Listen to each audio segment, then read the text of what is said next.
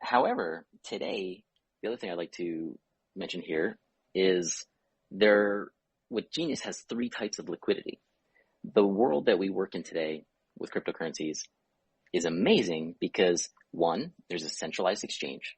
So there's like a government regulated exchange where you can do your trading on and feel all happy about that. And then there's decentralized exchanges where people feel very happy about that because they don't have to worry about surprise gotchas where the exchange decided they're going to lock your funds until they understand what on earth you're paying your money for, what on earth why you're liquidating so much. And also the gotchas of like, FTX crashing and burning and everybody losing their money. So today you have centralized exchanges and decentralized exchanges. And it's pretty awesome, especially for anybody who experiences it. And with Genius, though, you have 3. You have an extra third one, and that's in-contract liquidity. It's much like what MakerDAO has. So, you can say that this does exist, but MakerDAO has, you can redeem your DAI for other collateral that's in the DAI pool, or I don't know if it's a direct redeem. But with Genius, so now you have 3 areas for liquidity. You have centralized exchanges, decentralized exchanges, and the contract itself. So before I said, well, is low liquidity bad? Like on the open market, people consider low liquidity bad. Mexicans consider it good because then they get that really big pump that they all wait for.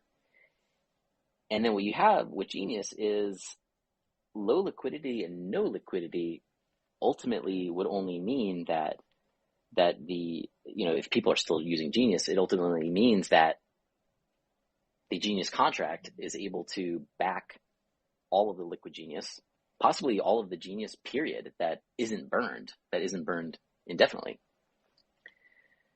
And it's what debt does.